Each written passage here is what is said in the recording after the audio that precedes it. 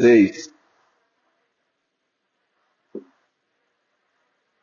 Isaías 26, versículos 1 a 6.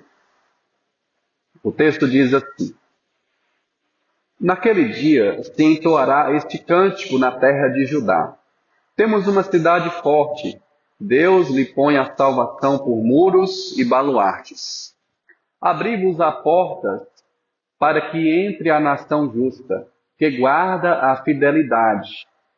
Tu, Senhor, conservarás em perfeita paz aquele cujo propósito é firme, porque ele confia em ti. Confiai no Senhor perpetuamente, porque o Senhor Deus é uma rocha eterna, porque ele abate os que habitam no alto, na cidade elevada, abate-a, humilha até a terra e até ao pó. O pé a pisará, os pés dos aflitos e os passos dos pobres. Vamos orar mais uma vez? Santifica-nos, ó Deus, segundo a Tua palavra. A Tua palavra é a verdade. Revigore-nos, ó Deus, segundo a Tua palavra. A Tua palavra é alimento. Ó Senhor, esse é o nosso pedido nesta noite. Assim façamos. Pedimos em nome de Jesus. Amém. Pode se sentar?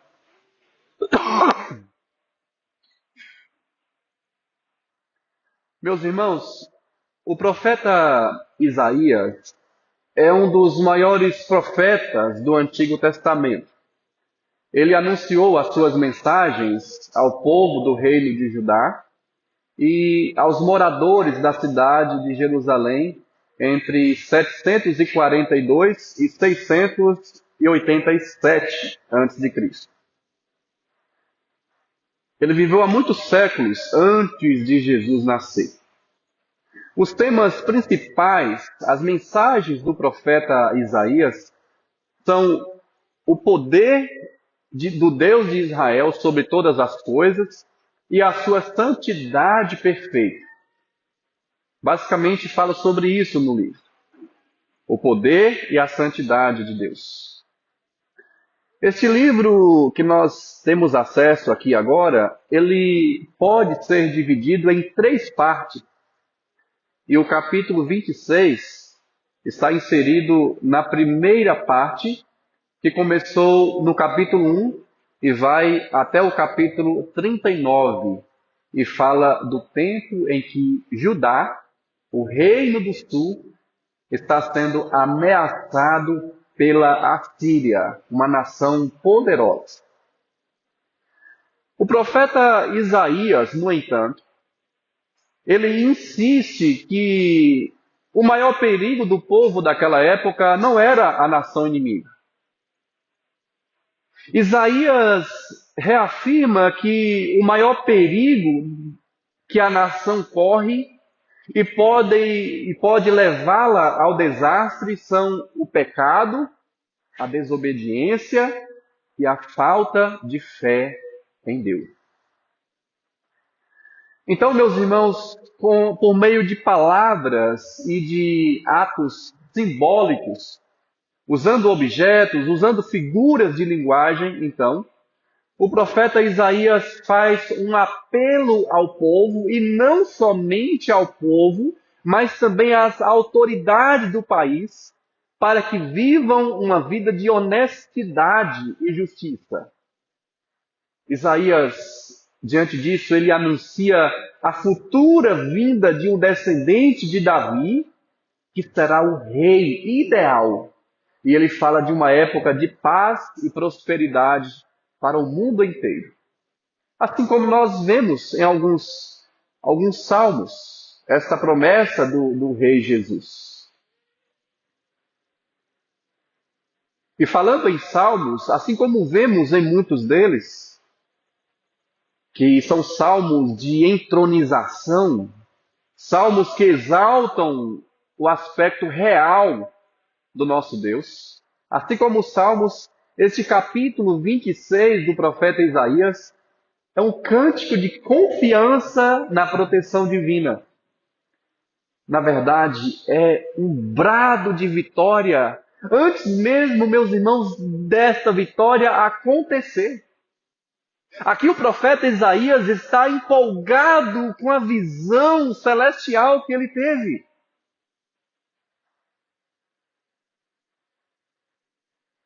Apesar do cativeiro assírico que estava ameaçando a nação, ou ameaçando o povo de Deus espalhado em toda a nação, Isaías está estimulando os seus ouvintes a contemplarem pelos olhos da fé o glorioso futuro, mantendo uma inabalável confiança aqui e agora, caso queira participar da bênção no futuro.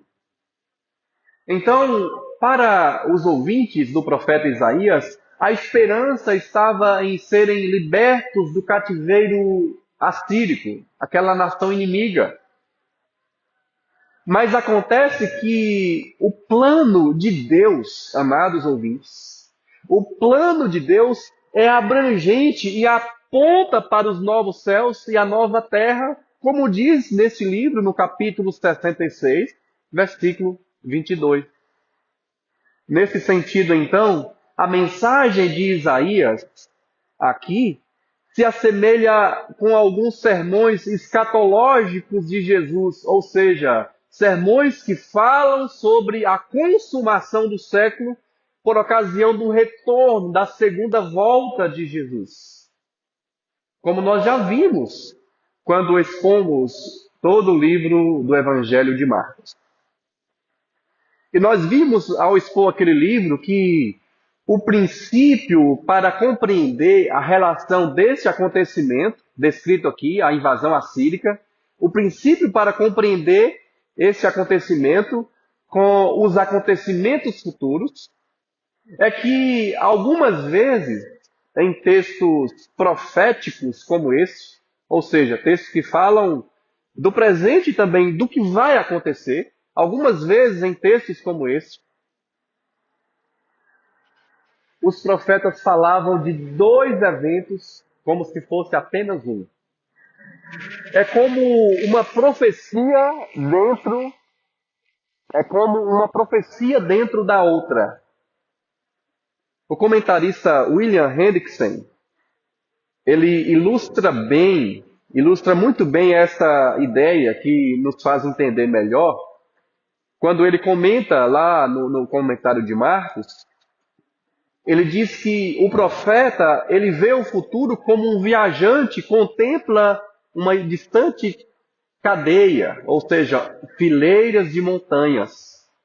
E o viajante, então, vê um pico elevando-se exatamente atrás do outro, e de onde ele está, ele descreve o futuro exatamente como vê.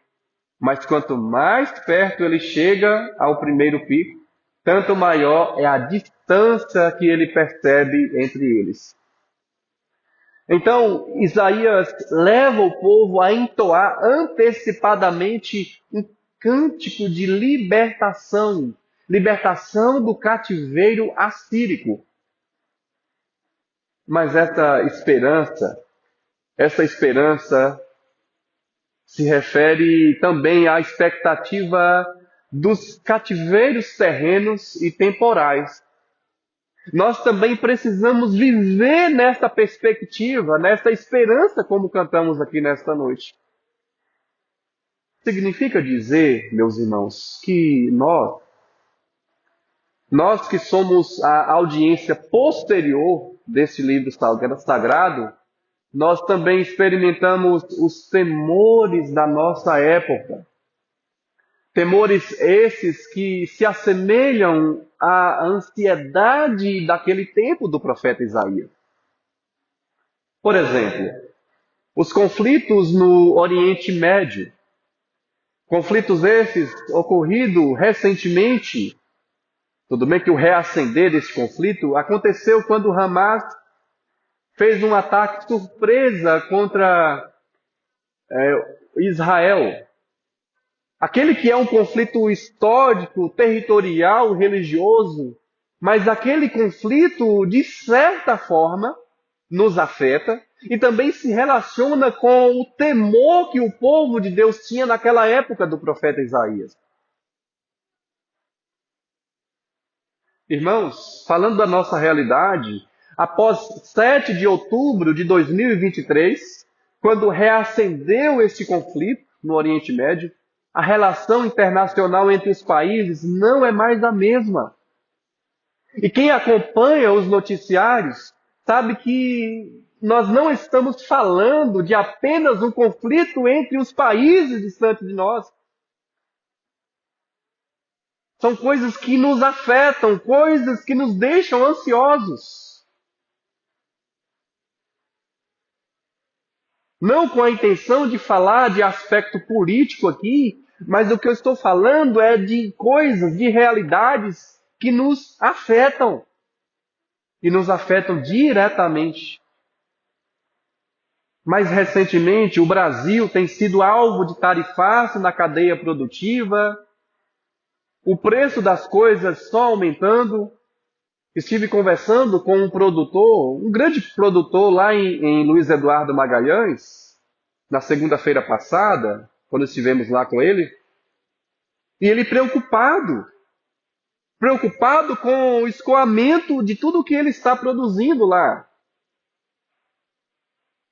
E isso não tem a ver com ele, com os grandes produtores, tem a ver conosco, irmãos.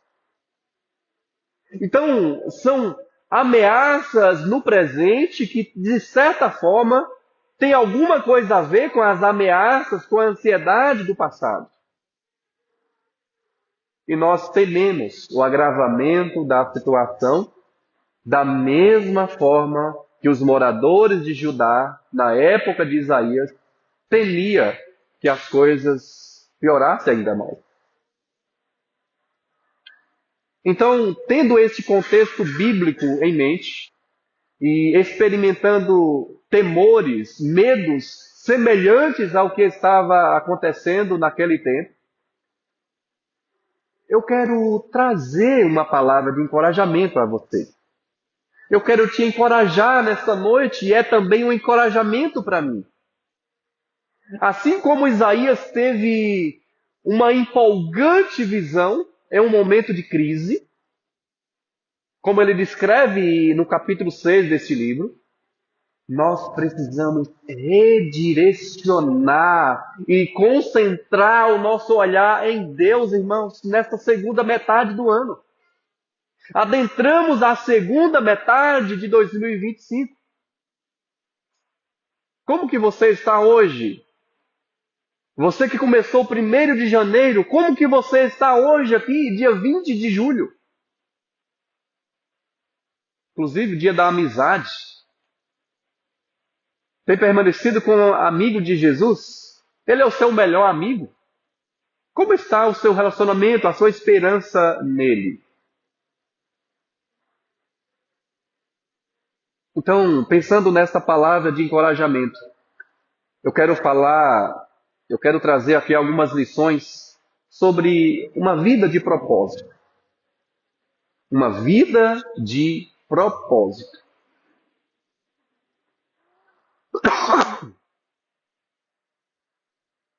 Como está o seu propósito esse ano? O que é uma vida de propósito de acordo à proposta que eu quero trazer aqui? Uma vida de propósito, meus amados irmãos, é confiar inteiramente em Deus, independente do que pode acontecer. E o verso-chave está aí no versículo 3. Acompanhe aí, Isaías 26, versículo 3. Que diz assim: Tu, Senhor, conservarás em perfeita paz aquele cujo propósito é firme, porque ele confia em ti.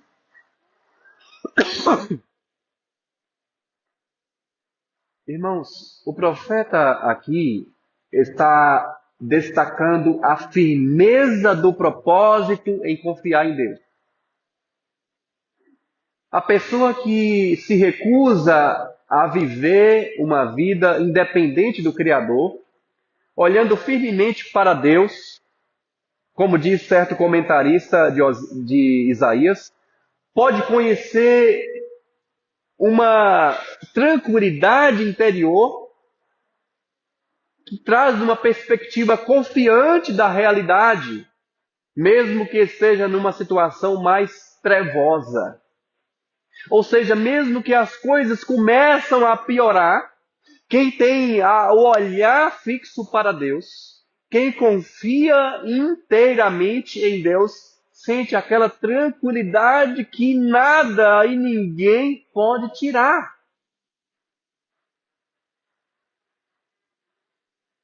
Irmãos, aqueles que confiam inteiramente em Deus, na proposta de viver uma vida de propósito, possuem alguns benefícios. Há algumas vantagens para aqueles que não confiam na força do braço, mas confiam inteiramente em Deus. Sendo o primeiro benefício a paz interior. O primeiro benefício para aqueles que confiam inteiramente em Deus é que eles sentem paz interior. Nós temos aqui no versículo 3 a maravilhosa promessa da paz para aqueles que confiam em Deus. E esta confiança é apesar dos pesares. Como diz no Salmo 121, versículo 1, os que confiam no Senhor são como o quê? Os montes de Sião, que não se abalam, mas estão firmes para sempre. Nós precisamos desta perspectiva celestial em dias trevosos, meus irmãos. Nós precisamos viver na crença de que os dias escuros da tempestade sempre há um sol brilhando acima das nuvens. Nós não podemos viver na perspectiva de uma vida apenas uma vida debaixo do sol ou debaixo das nuvens, mas acima das nuvens e até mesmo acima do sol. Há um Deus soberano que cuida e controla, que te protege. Nós cremos em um Deus poderoso, um Deus amoroso que não te criou para o sofrimento. Deus não te criou para o sofrimento. Mas Ele criou você para que, apesar deste sofrimento, você viva uma vida de propósito. Além da paz interior em dias de tribulação, outro benefício para a pessoa que confia inteiramente no Senhor é que ela faz da adoração o lado positivo de tudo que é negativamente. Temos crianças nesta noite aqui? Sim ou não? Então faz assim com sua mão direita, ó. Faz assim, mostre joia. Eu estou falando aqui que quem confia no Senhor tem o benefício de viver sempre positivo, beleza, em adoração a Deus. Porque foi para isso que nós nascemos. O versículo 1 diz assim: naquele dia se entoará este cântico na terra de Judá. Temos uma cidade forte. Deus lhe põe a salvação por muros e baluartes. A nova versão transformadora da Bíblia traduz este texto assim: naquele dia, todos na terra de Judá entoarão este cântico. Nossa cidade é forte. Estamos cercados pelos muros da salvação de Deus.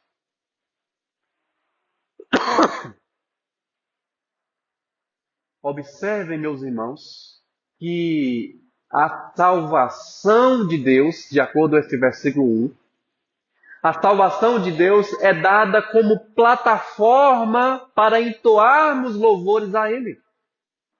E nós vemos essa experiência, por exemplo, na vida de quem mesmo que estava cantando alta madrugada, Paulo e Silas.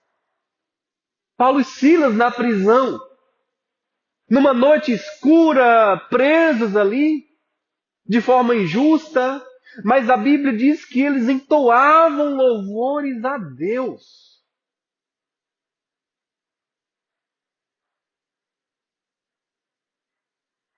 A pessoa que é agradecida pela salvação de Deus, a pessoa que é agradecida pela salvação de Deus, não tem tempo para reclamar o lado negativo da vida.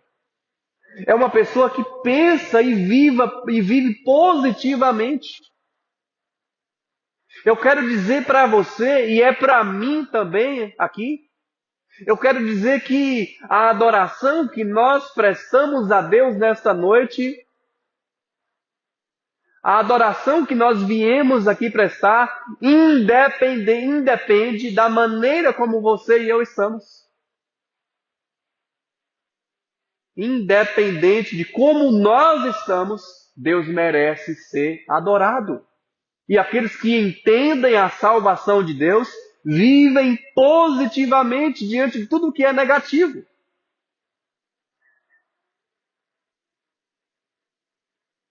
A adoração, ela não tem a ver com você, tá?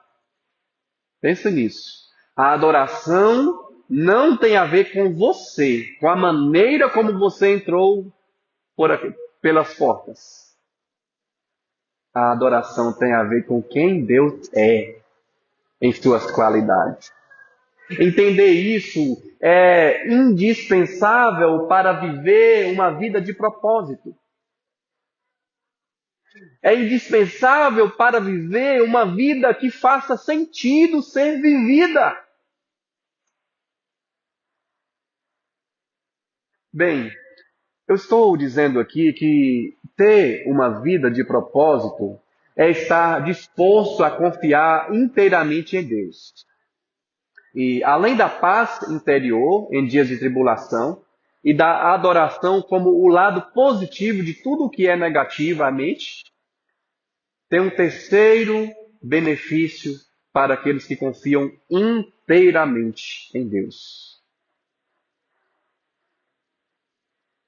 O terceiro benefício é que a pessoa vive de maneira íntegra, como cidadã do céu. Agora acompanhe aí, por favor, o versículo 2. Isaías 26, verso 2. Diz assim: Abri-vos as portas para que entre a nação justa, que guarda a fidelidade. Abri-vos as portas para que entre a nação justa, que guarda a fidelidade. Irmãos, de forma poética, como os salmistas escrevem os salmos, de forma poética, o profeta Isaías, ele fala sobre a cidade de Deus para aqueles que agem com justiça e guardam a fidelidade. Reconhecendo assim a sua justificação em Deus, esta pessoa age de forma diferente.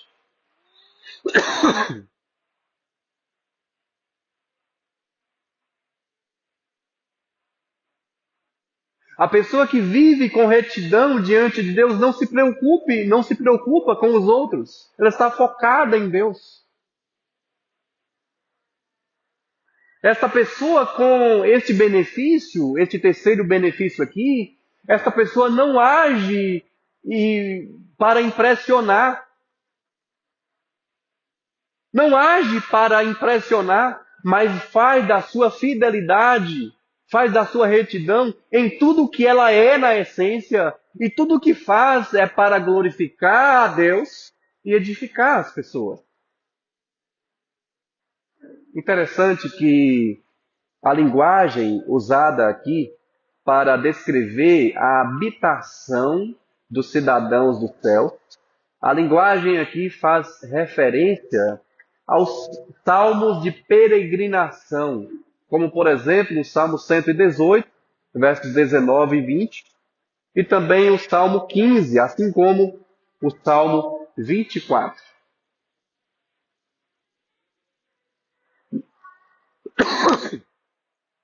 Nesse último salmo, o Salmo 24, o salmista faz uma pergunta no versículo 3, seguida de respostas nos versos 4 a 10, e tem a ver com este texto aqui de Isaías. O salmista pergunta lá no Salmo 24, versículo 3, quem subirá ao monte do Senhor? Quem há de permanecer no seu santo lugar? O que é limpo de mãos e puro de coração, que não entrega a sua alma à falsidade, nem jura dolosamente, este obterá do Senhor a bênção e a justiça do Deus da sua salvação. Tal é a geração dos que o buscam, dos que buscam a face do Deus, dos que buscam a face do Deus de Jacó. Levantai, ó portas, as vossas cabeças. Levantai-vos, ó portais eternos, para que entre o Rei da Glória. Quem é o Rei da Glória? O Senhor, forte e poderoso. O Senhor, poderoso nas batalhas. Levantai, ó portas, as vossas cabeças. Levantai-vos, ó portais eternos, para que entre o Rei da Glória. Verso 10. Quem é esse Rei da Glória? O Senhor dos Exércitos. Ele é o Rei da Glória. Hoje, amados irmãos, hoje nós sabemos, com muito mais clareza do que nos dias do profeta Isaías, hoje nós sabemos que o Rei da habitação celestial é o Senhor Jesus Cristo. Glória a Deus por isso. Jesus Cristo que é o caminho, a verdade e vida.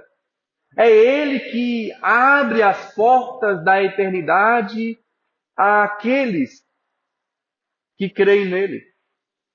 É Jesus que abre as portas da eternidade.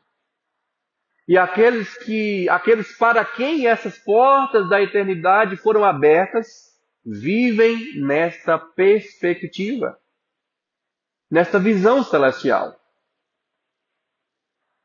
Bem, eu já vou concluindo, e os versos 4 a 6, aí de Isaías 26, versos 4 a 6,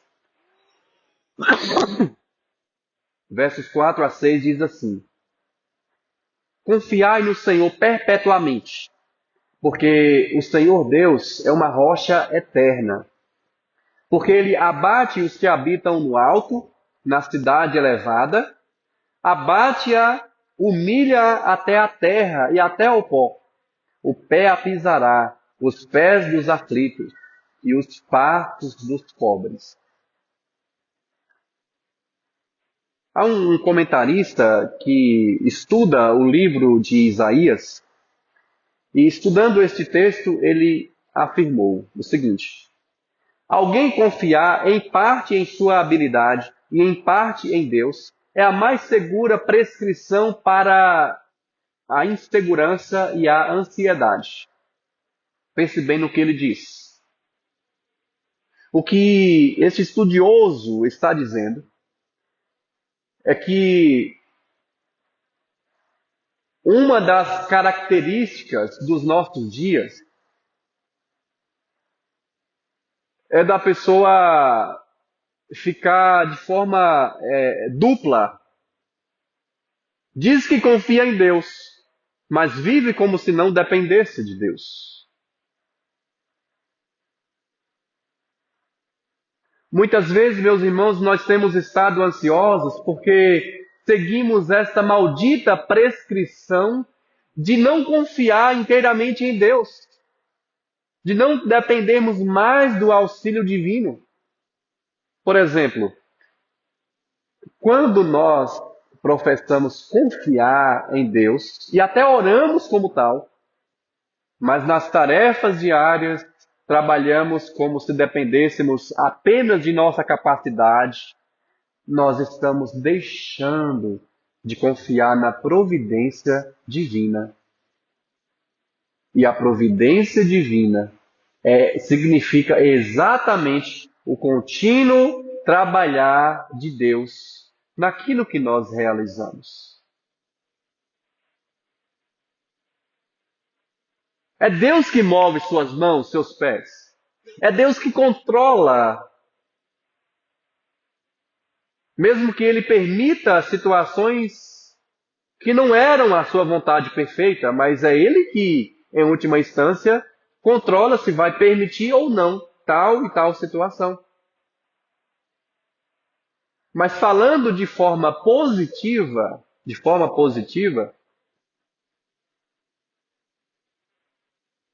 temos muitos benefícios por confiarmos em Deus.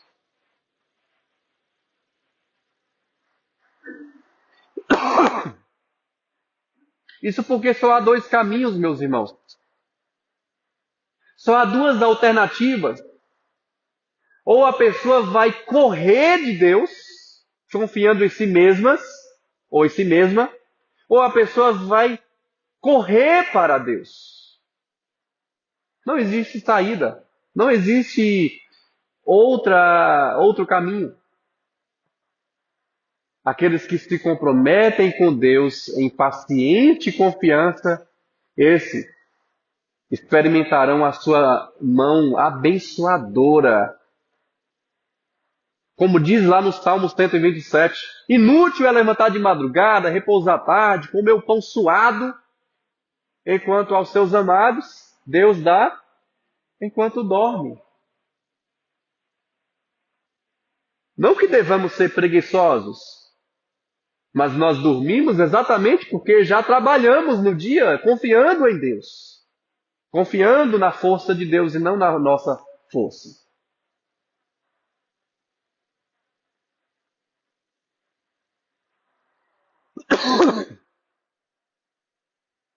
Meus irmãos, nós acabamos de meditar sobre os benefícios de confiar inteiramente em Deus. Eu quero trazer, finalmente, pelo menos 3 implicações práticas de tudo que eu falei aqui. A primeira implicação é o que você vai levar para casa, tá? Pense mais sobre você. Pense mais sobre você. Dialogue com você mesmo, investigando as razões que têm perturbado a sua paz. Como disse alguém, que eu aprendi esses dias, nós só reconhecemos aquilo que nós conhecemos. Você só reconhece alguém se antecipadamente você conheceu primeiramente essa pessoa. Nós só reconhecemos aquilo que nós conhecemos. Então conheçamos a nós mesmos, as nossas fragilidades. Portanto, nesta primeira implicação aqui, a lição para casa é: gaste tempo na autoanálise. Faça isso uma vez por dia ou pelo menos uma vez por semana. E entregue os seus temores ao príncipe da paz, que é Jesus. Uma maneira eficaz que eu tenho encontrado para fazer isso é digitando em um diário. E diário não é coisa de adolescente não, tá? Não é somente coisa de adolescente. A nossa história da igreja presbiteriana tem um diário do Simonton, que na sua viagem dos Estados Unidos para cá, ele veio escrevendo. É um registro histórico, irmãos. É algo que ajuda-nos a vencer a ansiedade. O diário espiritual é também para homens, e não só para mulheres. Porque homens também têm emoções. Porque homens também ficam ansiosos. E homens também precisam procurar ajuda. Mas enquanto tem resistência em procurar ajuda, esses homens, como eu, preciso começar dialogando comigo mesmo. A segunda implicação do que eu falei aqui é: Adore a Deus em todo o tempo. Seja nos momentos de bonança ou nos momentos de escassez.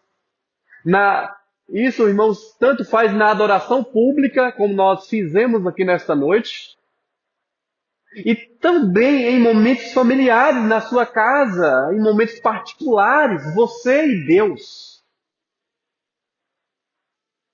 Então, a tarefa para você é, em suas devocionais, e eu estou feliz que a SAF tem feito isso muito bem. As irmãs têm estimulado umas às outras a leitura da Bíblia e meditação. Em suas devocionais, mulheres, homens, nós todos, em nossas devocionais, possamos incluir uma parte do tempo para cantar. Isso mesmo. A gente não canta somente aqui, não. A gente pode cantar em qualquer lugar. Possamos incluir uma parte para louvar ao nosso Deus, pois a adoração é libertadora, irmãos. Mas a terceira e última implicação: confie no auxílio do Espírito Santo para viver de forma íntegra. Mas seja coerente com aquilo que você realmente é, dando sempre satisfação a Deus. Coloque tudo em oração, ao invés de ficar preocupado com a opinião alheia. Concentre naquilo que Deus pensa sobre você. Pois em Jeremias capítulo 29, versículo 11 diz: Eu é que sei que pensamentos tenho a vosso respeito. Pensamento de paz e não de mal, para vos dar o bem que desejais. O mais importante é o que Deus pensa sobre você. Vamos ficar em pé, irmãos? Eu convido você a fechar seus olhos.